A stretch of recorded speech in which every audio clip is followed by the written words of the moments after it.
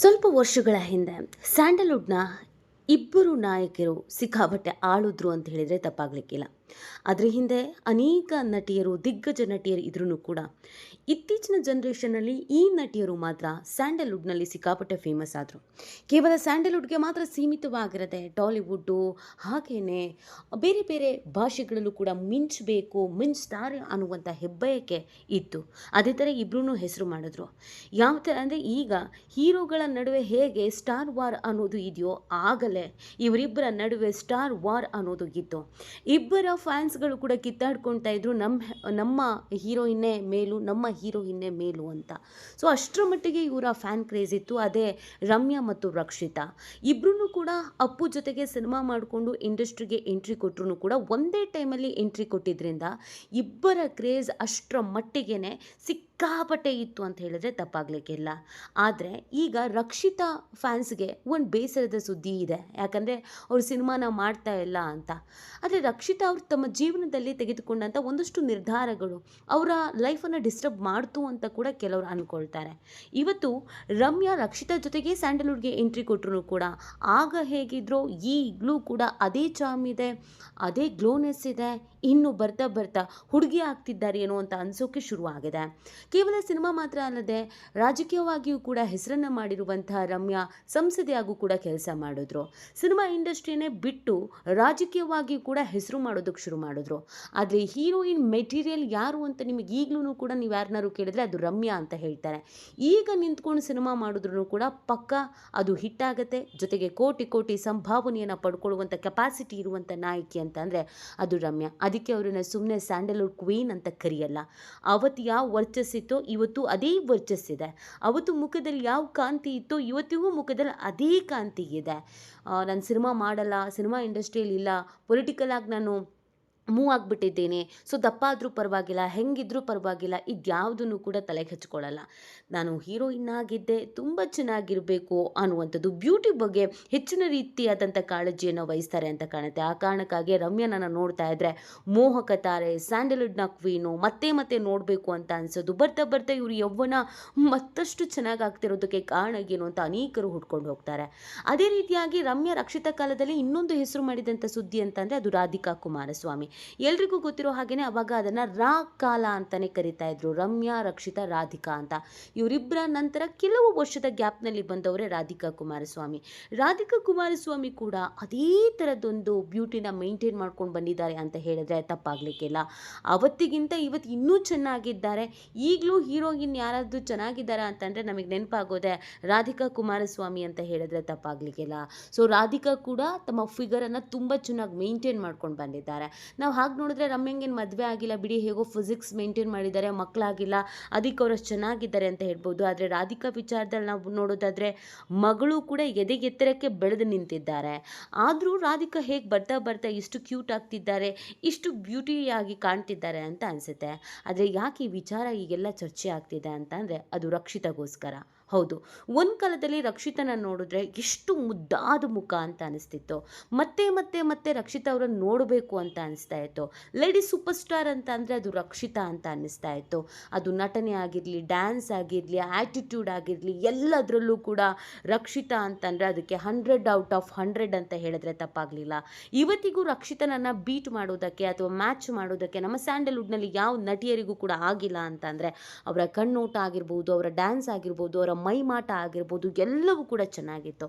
ಆದರೆ ರಕ್ಷಿತಾ ಯಾಕೆ ಇತ್ತೀಚೆಗೆ ಇಷ್ಟು ದಪ್ಪ ಆಗಿಬಿಟ್ರು, ಅಂಥದ್ದು ಏನಾಗ್ಬಿಡ್ತು ಅನ್ನುವಂಥ ಚರ್ಚೆ ಇದೀಗ ಸಾಮಾಜಿಕ ಜಾಲತಾಣಗಳಲ್ಲಿ ಸಿಕ್ಕಾಪಟ್ಟೆ ವೈರಲ್ ಆಗ್ತಿದೆ. ಇಷ್ಟು ವರ್ಷ ಇಳ್ದಿರೋದು ಯಾಕೆ ಈಗ ಏನಾಗ್ಬಿಡ್ತು ಅಂತ ಅಂದರೆ ಇತ್ತೀಚೆಗೆ ತಾನೇ ರಕ್ಷಿತಾ ಅವರು ಅವರ ತಮ್ಮನ ಮದುವೆಯನ್ನು ಮಾಡಿಕೊಟ್ರು. ರಾಣಾ ಅವರ ಮದುವೆ ಇತ್ತು.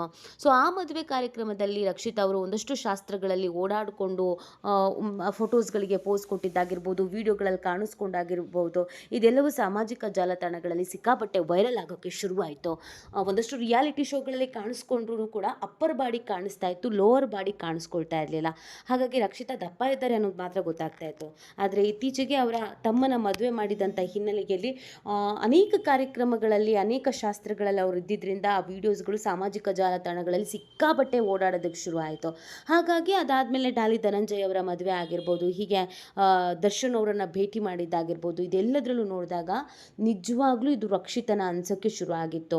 ಅವರನ್ನು ಇಷ್ಟಪಡ್ತಾ ಇದ್ದವರು, ಅವ್ರ ಸಿನಿಮಾವನ್ನು ನೋಡ್ತಾ ಇದ್ದವರು ಶಾಕ್ ಆಗಿದ್ರು, ಬೇಸರವನ್ನು ವ್ಯಕ್ತಪಡಿಸಿದ್ರು. ಯಾಕೆ ನಮ್ಮ ಹೀರೋಯಿನ್ ಹಿಂಗಾಗ್ಬಿಟ್ರು, ರಕ್ಷಿತಾಗೆ ಏನಾಗಿದೆ? ಎಲ್ರಿಗೂ ಗೊತ್ತಿರೋ ಹಾಗೆಯೇ ಸಿನಿಮಾ ಇಂಡಸ್ಟ್ರಿಯಲ್ಲಿ ಇದ್ದಾರೆ ಅಂತ ಹೇಳಿದ್ರೆ ಅವರಿಗೆ ವರ್ಕೌಟ್ ಮಾಡೋದು, ಜಿಮ್ಮಿಗೆ ಹೋಗೋದು ಇದೆಲ್ಲ ತೀರಾ ಕಾಮನು. ಕೆಲವರು ಆಪ್ರೇಷನ್ಸ್ ಮಾಡ್ಕೊಳ್ತಾರೆ, ಅಥವಾ ಇನ್ನು ಏನೋ ಒಂದಷ್ಟು ವ್ಯಾಯಾಮನೋ ಏನೋ ಡ್ಯಾನ್ಸ್ ಕ್ಲಾಸಸ್ಸು ಏನೋ ಒಂದಷ್ಟು ಸೇರ್ಕೊಳ್ತಾರೆ, ಫಿಸಿಕ್ಸ್ ಮೇಂಟೈನ್ ಮಾಡ್ತಾರೆ. ಒಬ್ಬ ಹೀರೋಯಿನ್ ಆಗಿ ಒಂದು ಕಾಲದಲ್ಲಿ ಇಂಡಸ್ಟ್ರಿಯನ್ನು ಆಳಿದವರು ಇವತ್ತು ಏನೂ ಇಲ್ಲದೆ ಇಷ್ಟು ದಪ್ಪ ಆಗಿದ್ದಾರೆ, ಈ ರೀತಿ ಆಗಿದ್ದಾರೆ ಅಂತ ಅಂದರೆ ಅದಕ್ಕೆ ಕಾರಣ ಏನಿರಬಹುದು ಅನ್ನುವಂಥ ಚರ್ಚೆಗಳು ತುಂಬ ಅಂದರೆ ತುಂಬ ಓಡಾಡೋದಕ್ಕೆ ಶುರು ಆಗಿತ್ತು. ಸೊ ಅವತ್ತು ಏನಾಗಿತ್ತು, ಯಾಕೆ ರಕ್ಷಿತಾ ಹೀಗಿದ್ದಾರೆ, ಯಾಕೆ ಅವರಿಗೆ ಅವರ ಬ್ಯೂಟಿ ಬಗ್ಗೆ ಮನಸ್ಸಿಲ್ಲ, ಏನಾಗ್ಬಿಡ್ತು, ಇದೆಲ್ಲವನ್ನು ಕೂಡ ಮುಕ್ತವಾಗಿ ಮಾತನಾಡಿ ಹೇಳ್ಕೊಂಡಿದ್ದಾರೆ. ಹಾಗಿದ್ರೆ ರಕ್ಷಿತಾಗೆ ಅವತ್ತು ಏನಾಗಿತ್ತು, ಇದೆಲ್ಲವನ್ನು ಕಂಪ್ಲೀಟಾಗಿ ಹೇಳ್ತಾ ಹೋಗ್ತೀವಿ. ಆದರೆ ಇಲ್ಲಿವರೆಗೂ ನಿಮ್ಮ ಮೆಘಾ ಸುದ್ದಿಯನ್ನು ಸಬ್ಸ್ಕ್ರೈಬ್ ಮಾಡಿಲ್ಲ ಅಂದರೆ ಈಗಲೇ ಸಬ್ಸ್ಕ್ರೈಬ್ ಮಾಡಿ. ಹೆಚ್ಚಿನ ಮಾಹಿತಿಗಾಗಿ ಬೆಲ್ ಐಕಾನ್ ಪ್ರೆಸ್ ಮಾಡೋದನ್ನು ಮರಿಬೇಡಿ. ಎಸ್, ನಟಿ ರಕ್ಷಿತಾ ಪೀಕಲ್ನಲ್ಲಿ ಇದ್ದಾಗಲೇ ಮದುವೆ ಆಗಿಬಿಡ್ತಾರೆ. ಅದು ಡೈರೆಕ್ಟರ್ ಪ್ರೇಮ್ ಅವರನ್ನು ಮದುವೆ ಆಗ್ತಾರೆ. ಅದೊಂದು ರೀತಿಯಾಗಿ ಎಲ್ರಿಗೂ ಶಾಕ್ ಆಗುತ್ತೆ. ಇನ್ನೂ ಸಿನಿಮಾಗಳನ್ನು ಮಾಡಬಹುದಿತ್ತು, ಒಳ್ಳೊಳ್ಳೆ ಆಫರ್ಗಳು ಬರ್ತಾಯಿತ್ತು, ಬೇರೆ ಬೇರೆ ಇಂಡಸ್ಟ್ರಿಯಿಂದಲೂ ಕೂಡ ಆಫರ್ಗಳು ಬಂದಿತ್ತು. ಅದೇ ಯಾಕೆ ದುಡುಕ್ಬಿಟ್ರು ಅಂತ. ಆದರೆ ರಕ್ಷಿತಾಗೆ ಮದುವೆ, ಮಕ್ಕಳು, ಫ್ಯಾಮಿಲಿ ಈ ಥರದೊಂದಷ್ಟು ಕನಸು ಇದ್ದರು. ತುಂಬ ಚೆನ್ನಾಗಿ ಜೀವನ ಮಾಡಬೇಕು ಅನ್ನುವಂಥ ಆಸೆ ಇತ್ತು.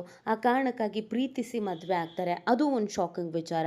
ಅಭಿಮಾನಿಗಳಿಗೆ ಅದು ಕೂಡ ಬೇಸರ ಆಗಿತ್ತು, ಯಾಕೆ ಈ ಥರ ಮಾಡಿಬಿಟ್ರು ಅಂತ. ಬಟ್ ಅವ್ರು ತೆಗೆದುಕೊಂಡಿದ್ದು ರೈಟ್ ಚಾಯ್ಸ್. ಬಿಕಾಸ್ ಎಲ್ಲ ಹೆಣ್ಮಕ್ಳಿಗೂ ಸಕ್ಸಸ್ ಅನ್ನೋದು ಎಷ್ಟೇ ಇದ್ರೂ ವಯಸ್ಸಾಗ್ತಾ ಇದ್ದ ಹಾಗೇನೆ ಸರಿಯಾಗಿ ಗಂಡ ಅಥವಾ ಸಂಸಾರ ಈ ಥರದ್ದೊಂದು ಬೇಕು ಅಂತ ಅನಿಸುತ್ತೆ. ಹಾಗಾಗಿ ರಕ್ಷಿತಾ ಮದುವೆ ಆದರು. ರಕ್ಷಿತಾ ಹಾಗೆ ನೋಡಿದ್ರೆ ಮದುವೆಯ ಸಂದರ್ಭದಲ್ಲೂ ಕೂಡ ದಪ್ಪ ಆಗಿದ್ದರು, ಆದರೆ ತೀರಾ ದಪ್ಪ ಆಗಿರಲಿಲ್ಲ, ಸ್ವಲ್ಪ ಮಟ್ಟಿಗೆ ದಪ್ಪ ಅಂತ ಅನ್ನಿಸ್ತಾ ಇತ್ತು. ಸೊ ಇನ್ಮೇಲೆ ಸಿನಿಮಾ ಮಾಡಬಾರ್ದು ಅಂತ ಡಿಸೈಡು ಆಗಿದ್ರು. ಮದುವೆ ಆದಮೇಲೆ ಯಾವುದೇ ಸಿನಿಮಾಗಳನ್ನು ಮಾಡಲ್ಲ ಅನ್ನೋದನ್ನು ಕೂಡ ಹೇಳಿದರು. ಹಾಗೂ ಹೀಗೂ ಕೆಲವೊಂದಷ್ಟು ಸಿನಿಮಾಗಳನ್ನು ಯಾವುದು ಒಪ್ಕೊಂಡಿದ್ರು ಅದನ್ನು ಮುಗಿಸು ಕೊಟ್ಟಿದ್ರು. ಅದಾದಮೇಲೆ ರಕ್ಷಿತಾ ತಾವಾಯಿತು, ತಮ್ಮ ಜೀವನ ಆಯಿತು ಅಂತ ಆರಾಮಾಗೇ ಇದ್ದರು. ಡೈರೆಕ್ಟರ್ ಪ್ರೇಮ್ ಅವರನ್ನು ಮದುವೆ ಆದ ನಂತರ ಫ್ಯಾಮಿಲಿಗೆ ಹೆಚ್ಚಿನ ರೀತಿಯಾದಂಥ ಸಮಯ ಕೊಡೋದಕ್ಕೆ ಶುರು ಮಾಡಿದ್ರು. ಅದಾದಮೇಲೆ ಅವರು ಮಗ ಕೂಡ ಮಾಡಿಕೊಂಡ್ರು, ಪ್ರೆಗ್ನೆಂಟ್ ಆದರು. ಸೂರ್ಯ ಅನ್ನುವಂಥ ಮುದ್ದಾದ ಮಗುವಿಗೆ ಜನ್ಮವನ್ನು ಕೂಡ ನೀಡಿದ್ರು. ಸೊ ಇಲ್ಲಿವರೆಗೂ ರಕ್ಷಿತಾ ಅವರ ಲೈಫ್ ಒಂಥರ ಆಯಿತು. ಅವರ ಅಭಿಮಾನಿಗಳು ಮಗ ಆದಮೇಲೆ, ಡೆಲಿವರಿ ಆದಮೇಲೆ ಬಾಣಂತನ ಎಲ್ಲ ಮುಗಿಸ್ಕೊಂಡು ರಕ್ಷಿತಾ ವಾಪಸ್ ಬರ್ತಾರೇನೋ, ಕಮ್ಬ್ಯಾಕ್ ಮಾಡ್ತಾರೇನೋ, ಸಿನಿಮಾ ಮಾಡ್ತಾರೇನೋ ಅನ್ನುವಂಥ ನಿರೀಕ್ಷೆನ ಇಟ್ಕೊಂಡಿದ್ರು. ಆದರೆ ಆ ನಿರೀಕ್ಷೆಗಳು ಕೂಡ ಹುಸಿ ಆಗಿತ್ತು. ಸೊ ಅದಾದಮೇಲೆ ರಕ್ಷಿತಾ ಬಗ್ಗೆ ಬ್ಯಾಡ್ ಕಮೆಂಟ್ಸ್ಗಳು ಓಡಾಡೋದಕ್ಕೆ, ಸುದ್ದಿಗಳು ಓಡಾಡೋದಕ್ಕೆ ಶುರುವಾಯಿತು. ಇಲ್ಲ, ರಕ್ಷಿತಾ ತುಂಬ ಡ್ರಿಂಕ್ಸ್ ಮಾಡ್ತಾ ಇದ್ರಂತೆ, ಮದ್ಯವ್ಯಸನಿ ಆಗಿದ್ರಂತೆ, ಸಿಕ್ಕಾಬಟ್ಟೆ ಆಲ್ಕೋಹಾಲಿಕ್ ಆಗಿದ್ರಂತೆ, ಆ ಕಾರಣಕ್ಕಾಗಿ ಈ ಥರ ಆಗಿದ್ದಾರೆ. ಸಿಗರೇಟು, ಡ್ರಿಂಕ್ಸು ಇದೆಲ್ಲವೂ ಕೂಡ ಹೆಚ್ಚಾಗಿದ್ದರಿಂದ ಅವ್ರ ಬಾಡಿ ಅವರಿಗೆ ಗೊತ್ತಾಗ್ದಿದ್ದಂಗೆ ಊದ್ಕೊಂಡು ಬಿಟ್ಟಿದೆ, ದಪ್ಪ ಆಗಿದ್ದಾರೆ, ಡುಮ್ಮಿ ಆಗಿದ್ದಾರೆ, ಕಂಟ್ರೋಲಿಗೆ ಬರ್ತಾ ಇಲ್ಲ, ಆನೆ ಮರಿ ಆನೆ, ಹೀಗೆ ನಾನಾ ರೀತಿಯಾದಂಥ ಟ್ರೋಲ್ಸ್ ಆಗೋದಕ್ಕೆ ಶುರುವಾಯಿತು. ಎಲ್ಲೇ ಮೀರಿ ಮಾತಾಡೋದಕ್ಕೆ ಶುರುವಾಯಿತು. ಸಾಮಾಜಿಕ ಜಾಲತಾಣಗಳಲ್ಲಿ ತುಂಬ ಜನ ಟ್ರೋಲ್ ಮಾಡೋದಕ್ಕೆ ಶುರು ಮಾಡಿದ್ರು. ಈಗಲೂ ಕೂಡ ಅದೆಷ್ಟೋ ಮಂದಿ ರಕ್ಷಿತಾ ಅವರನ್ನು ಟ್ರೋಲ್ ಮಾಡೋದು ಕೂಡ ಇದೆ. ಅದೇ ಆ ಟ್ರೋಲ್ಗಳಿಗೆಲ್ಲ ಸರಿಯಾದಂಥ ಉತ್ತರವನ್ನು ರಕ್ಷಿತಾ ಕೊಟ್ಟಿದ್ದಾರೆ. ಒಬ್ಬ ಹೀರೋಯಿನ್ ಅಂತ ಅಂದಿದ ತಕ್ಷಣ ಹೌದು, ಅವ್ರು ಫಿಸಿಕ್ಸ್ ಚೆನ್ನಾಗಿ ಮೇಂಟೈನ್ ಮಾಡಬೇಕಾಗಿರುತ್ತೆ. ಆದರೆ ನಾನು ಸಿನಿಮಾ ಇಂಡಸ್ಟ್ರಿಯಲ್ಲೇ ಇಲ್ಲ, ಸಿನಿಮಾನೇ ಮಾಡಲ್ಲ ಅಂತ ಅಂದಮೇಲೆ ನಾನು ಯಾಕೆ ಮೇಂಟೈನ್ ಮಾಡಬೇಕು ಅನ್ನೋದು ನನಗೆ ಅರ್ಥ ಆಗ್ತಾ ಇಲ್ಲ. ನನಗೆಲ್ಲದಕ್ಕಿಂತ ಹೆಚ್ಚಾಗಿ ನನ್ನ ಫ್ಯಾಮಿಲಿ. ಸೊ ಆ ಕಾರಣಕ್ಕಾಗಿ ನನ್ನ ಫ್ಯಾಮಿಲಿ ಜೊತೆಗೆ ತುಂಬ ಚೆನ್ನಾಗಿದ್ದೀನಿ ಅಂತ ಹೇಳಿರುವಂಥ ರಕ್ಷಿತಾ ಯಾಕೆ ಇಷ್ಟರ ಮಟ್ಟಿಗೆ ದಪ್ಪ ಆಗಿದ್ದೀನಿ, ಕಾರಣ ಏನು ಅನ್ನೋದನ್ನು ಕೂಡ ಮನಸ್ಸು ಬಿಚ್ಚಿ ಮಾತನಾಡಿದ್ದಾರೆ. ಹೌದು, ರಕ್ಷಿತಾ ಅವರು ನಾನು ಡ್ರಿಂಕ್ಸ್ ಮಾಡ್ತೀನಿ, ಸ್ಮೋಕ್ ಮಾಡ್ತೀನಿ ಅಂತೆಲ್ಲ ಮಾತಾಡ್ಬಿಟ್ರು, ಚರ್ಚೆ ಮಾಡಿಬಿಟ್ರು. ಆದರೆ ನಾನು ಯಾಕೆ ದಪ್ಪ ಆಗಿದ್ದೀನಿ ಅನ್ನೋದು ನನಗೆ ಗೊತ್ತಿದೆ ಅಂತ ಭಾವುಕರಾಗಿದ್ದಾರೆ. ನಾನು ಪ್ರೆಗ್ನೆಂಟ್ ಆಗಿದ್ದಂಥ ಸಂದರ್ಭದಲ್ಲಿ ನನಗೆ ಥೈರಾಯ್ಡ್ ಅನ್ನೋದು ಕಾಣಿಸ್ಕೊಳ್ತು. ಸೊ ಅದಕ್ಕೆ ನಾನು ಟ್ರೀಟ್ಮೆಂಟನ್ನು ತೆಗೆದುಕೊಂಡ್ರೂ ಕೂಡ ಸಾಧ್ಯ ಆಗಲೇ ಇಲ್ಲ. ಆಫ್ಟರ್ ಡೆಲಿವರಿ ನನಗೆ ಹಾರ್ಮೋನ್ ಇನ್ಬ್ಯಾಲೆನ್ಸ್ ಆಯಿತು. ಮಗ ಜನಿಸಿದ ನಂತರ ಎಲ್ಲ ಪ್ರೆಗ್ನೆಂಟ್ ಲೇಡೀಸ್ಗೂ ಕೂಡ ಬಾಣಂತಿ ಅಥವಾ ಆಫ್ಟರ್ ಡೆಲಿವರಿ ಒಂದಷ್ಟು ಸಮಸ್ಯೆಗಳು ಕಾಣಿಸ್ಕೊಳ್ಳುತ್ತೆ. ನನಗೂ ಕೂಡ ಅದೇ ರೀತಿಯಾಗಿ ಥೈರಾಯ್ಡ್, PCOD ಸಮಸ್ಯೆಗಳು ಕಾಣಿಸ್ಕೊಳ್ಳೋದಕ್ಕೆ ಶುರುವಾಯಿತು. ನಂಗೆ ಅದು ಕಂಟ್ರೋಲ್ಗೂ ಕೂಡ ಬರಲಿಲ್ಲ. ಆಗ ನನ್ನ ಬಾಡಿ ಊದ್ಕೊಳ್ಳೋದಕ್ಕೆ ಶುರುವಾಯಿತು. ಹೌದು, ಟ್ರೈ ಮಾಡಿದರೆ ನಾನು ಸಣ್ಣ ಆಗ್ಬೋದಿತ್ತು. ನಾನು ಟ್ರೀಟ್ಮೆಂಟನ್ನು ಕೂಡ ತಗೊಂಡಿದ್ದೆ. ಬಟ್ ನನಗೆ ಆ ಮನಸ್ಸು ಇರಲಿಲ್ಲ. ಯಾಕೆ ನಾನು ವರ್ಕೌಟ್ ಮಾಡಬೇಕು, ನಾನು ಯಾಕೆ ಜಿಮ್ಮಿಗೆ ಹೋಗಬೇಕು ಅಂತ ಅನ್ಸೋಕ್ಕೆ ಶುರು ಆಗಿತ್ತು. ಸೊ ನಾನು ಆರಾಮಾಗಿ ನನ್ನ ಜೀವನವನ್ನು ಎಂಜಾಯ್ ಮಾಡ್ತಾ ಇದ್ದೀನಿ, ಗಂಡ ಮಗ ಅಂತ ಅಂದ್ಬಿಟ್ಟು ಎಷ್ಟು ಬೇಕೋ ಅಷ್ಟು ಆರಾಮಾಗಿದ್ದೀನಿ. ಹೀಗಿರ್ಬೇಕಾದ್ರೆ ನಾನು ರಿಸ್ಕ್ ತಗೊಂಡು ಜಿಮ್ಮಿಗೆ ಹೋಗಿ ನನ್ನ ಮನೆಯವ್ರಿಗೂ ಟೈಮ್ ಕೊಡೋಕ್ಕಾಗದೇ ಇರೋಷ್ಟೆಲ್ಲ ನನಗೆ ವರ್ಕೌಟ್ ಮಾಡಬೇಕು ಅನ್ನೋದು ಏನೂ ಇರಲಿಲ್ಲ. ಹಾಗಾಗಿ ನನ್ನ ಬಾಡಿ ಕಂಟ್ರೋಲ್ ತಪ್ಪಿದೆ. ಆ ಕಾರಣಕ್ಕಾಗಿ ನಾನು ದಪ್ಪ ಆಗಿದ್ದೀನಿ. ಅದಲ್ಲದೆ ಇದ್ರ ಮಧ್ಯದಲ್ಲಿ ನಾನು ಬಿದ್ದು ಕಾಲು ಕೂಡ ಮುರ್ಕೊಂಡೆ. ಅದಾದಮೇಲೆ ನಾನು ವೆಯ್ಟ್ ಲಿಫ್ಟ್ ಮಾಡೋದಾಗಿರ್ಬೋದು ಅಥವಾ ಜಿಮ್ಮಿಗೆ ಹೋಗೋದಾಗಿರ್ಬೋದು ಇದನ್ನು ಕೂಡ ಮಾಡೋದಕ್ಕೆ ಸಾಧ್ಯ ಆಗಿರಲಿಲ್ಲ. ಸೊ ಅಲ್ಲಿಂದ ಇಲ್ಲಿಗೆ ನಾನು ಹೀಗೆ ಇದ್ದೀನಿ. ನನಗೆ ಹೀಗಿರೋದ್ರಲ್ಲಿ ಯಾವುದೇ ರೀತಿಯಾದಂಥ ಮುಜುಗರ ಆಗಿರಲಿ, ಬೇಸರವಾಗಿರಲಿ ಇಲ್ಲ. ಬ್ರೈನ್ಗೂ ಕೂಡ ಇದ್ರ ಬಗ್ಗೆ ಯಾವುದೇ ರೀತಿಯಾದ ತಂಟೆ ತಕರಾರು ಇಲ್ಲ. ಸೊ ಹೀಗಿರ್ಬೇಕಾದ್ರೆ ನಾನು ಬೇರೆಯವ್ರು ಮಾತಾಡ್ತಾರೆ ಅಂತ ಯಾಕೆ ತಲೆ ಕೆಡಿಸ್ಕೊಳ್ಬೇಕು? ಹೀರೋಯಿನ್ ಆಗಿದ್ದಾಗ ಹೇಗಿರಬೇಕಾಗಿತ್ತೋ ಹಾಗಿದ್ದೆ, ಈಗ ತಾಯಿ ಆದಮೇಲೆ ಹೇಗಿರಬೇಕೋ ಹಾಗಿದ್ದೀನಿ ಅಂತ ಹೇಳಿದ್ದಾರೆ. ಈ ಬಗ್ಗೆ ನಿಮ್ಗೇನು ಅನಿಸುತ್ತೆ ಅನ್ನೋದನ್ನು ನೀವು ಕೂಡ ಕಮೆಂಟ್ ಮಾಡಬಹುದು.